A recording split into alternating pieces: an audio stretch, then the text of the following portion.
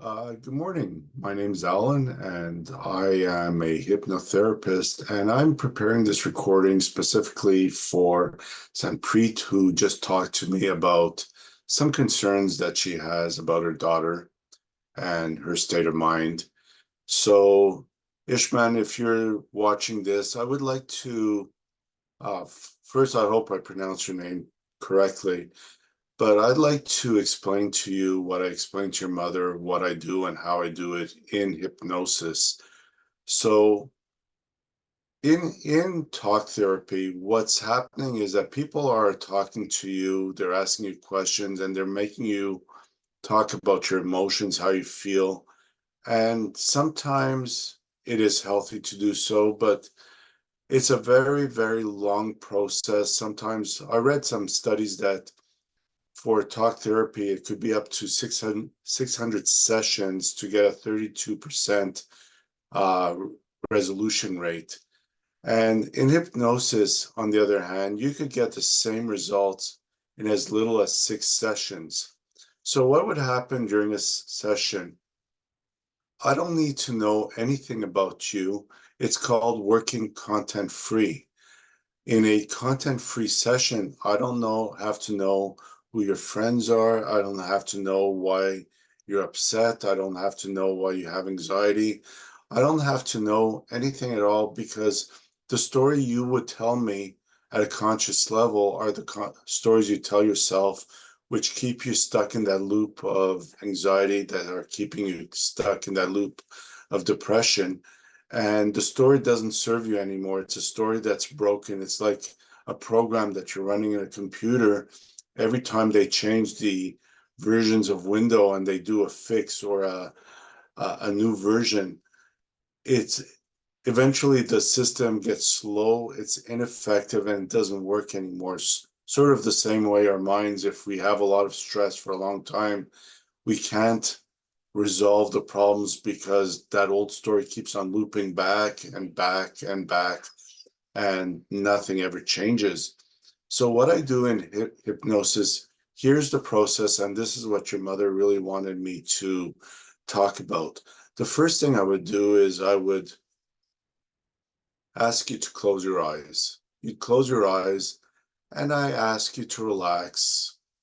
And the more you relax, the calmer you are, and the more the suggestions I put in are accepted by the unconscious mind. There's a certain point where you will hear everything I'm saying and you'll remember everything I'm saying, but you just don't care anymore. Your mind will chatter. It might be talking about what you're doing this weekend, or this guy's crazy, or even, I wonder if it's lunchtime yet because I'm hungry.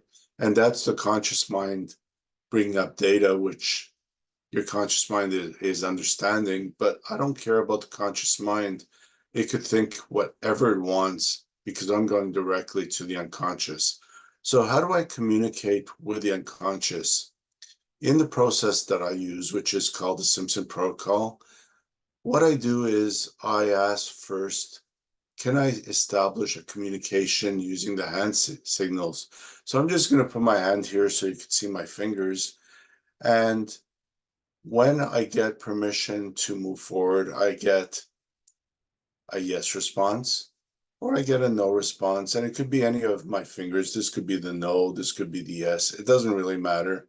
But the most important thing is I ask for permission for the unconscious mind to communicate with me. And when it's ready, to get a yes. So I get a yes. And then once I have my yes and no's, I could ask a whole bunch of questions. I have a whole book of questions. I have probably 500 questions.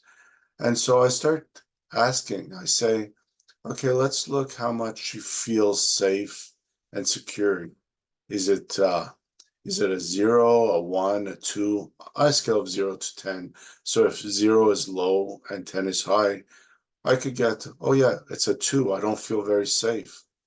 Then I'll ask, how much does she feel loved or appreciated? And again, if it's maybe a 3 or a 5 or maybe even a 10, it doesn't really matter. The minute I get a response, what I do is I ask the unconscious mind, can you please do something, whatever it takes, to boost those feelings up to a 10? And eventually it does do it. And I asked for a utility program to be installed to allow them to stay at 10.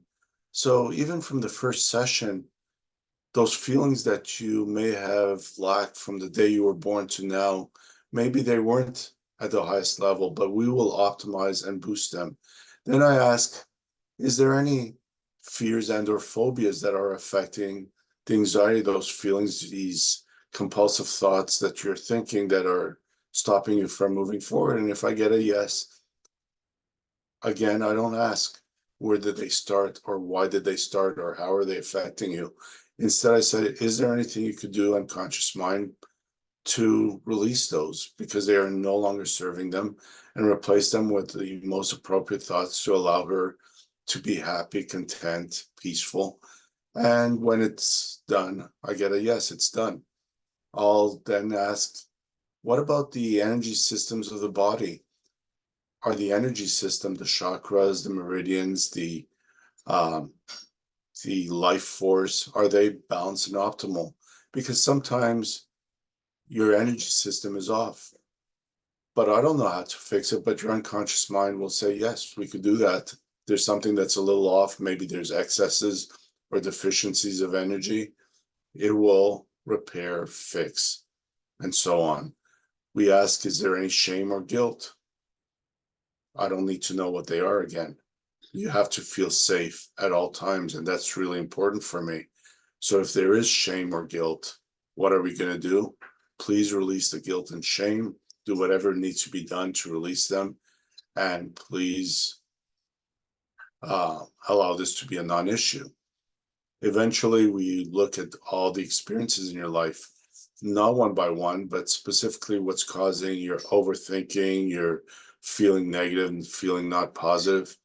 And sometimes people want to know where it started or who was involved or whatever. So I asked, does the conscious mind need to know this? Or if I get a yes, I say, please take them to that experience and please let's resolve it, analyze, resolve, and release whatever's going on, and ensure that the negative feelings are diluted, removed, completely eliminated, and that all the positive feelings are brought to a 10 positive for the experience, so you no longer have to experience the trauma of those experiences. I'll just call it trauma, even though your mom says there is none.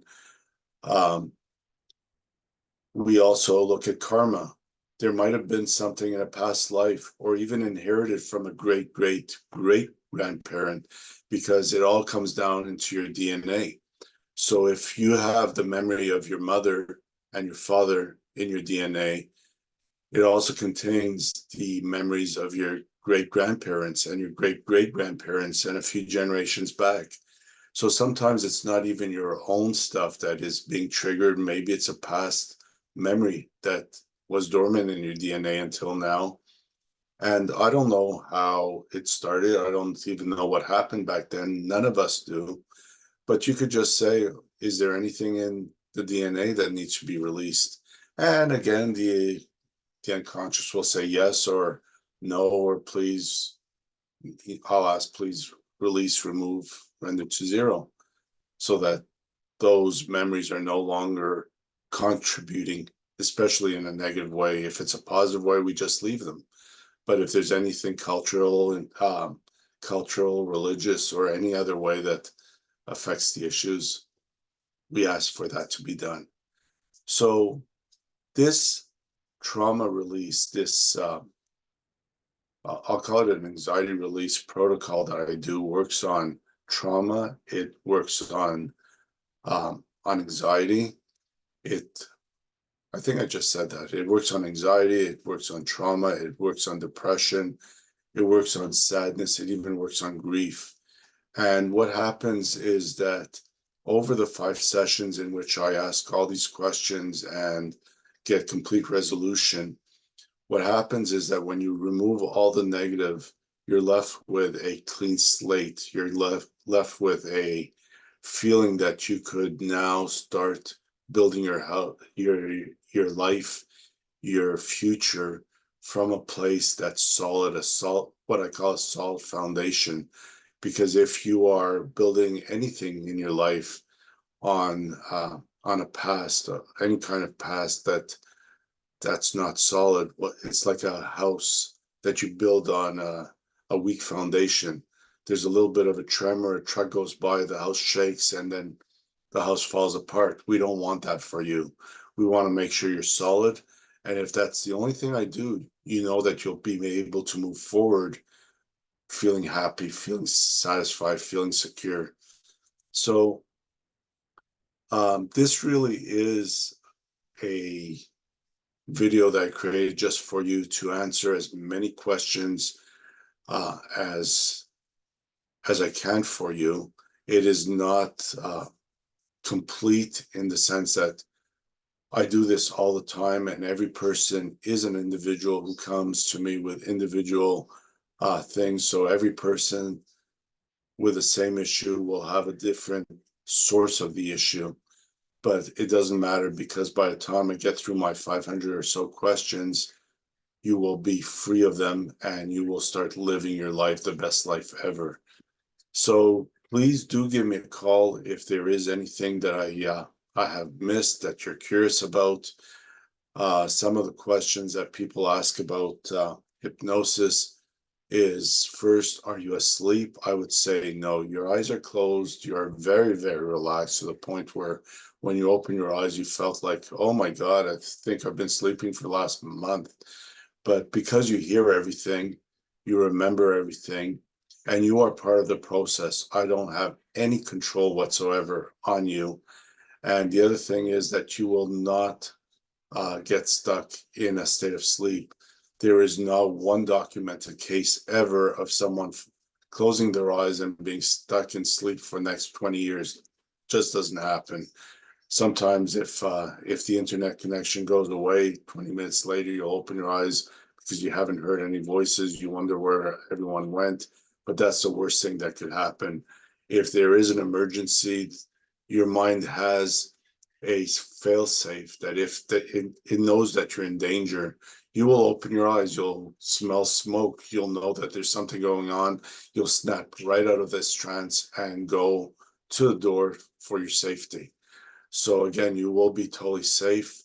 I do it on Zoom, like I told your mom, because on Zoom people feel much safer and more comfortable, especially with a guy. Maybe it's my own thing because I want you to feel as safe and comfortable as you can be. So as long as I could see that yes or no from either hand, I'm okay with that. And you will feel safe. You'll save time. You'll save money from traveling, and you could even lie down on your bed if you want, or on the couch. All I need to do is see your hands. What else? The sessions, if you are like, yes, and I have to wait. Is there something going on? Some people are finally, yes, it comes up.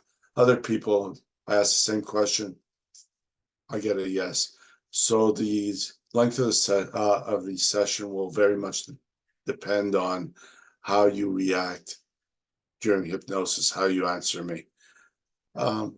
Yeah, I'm trying to give you as much information without talking to an actual person, but I'm really easy to talk with.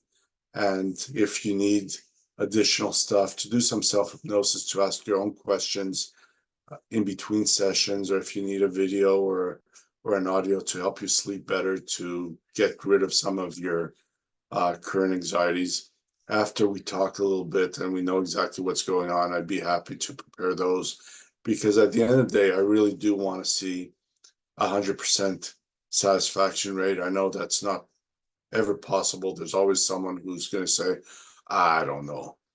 But that's my goal, is to not to be okay with 97, 98% of people saying they're satisfied. I want 100%. And I want you to also be part of that statistic, moving me up to that closer to 100, maybe 99.99999. I'll settle for that.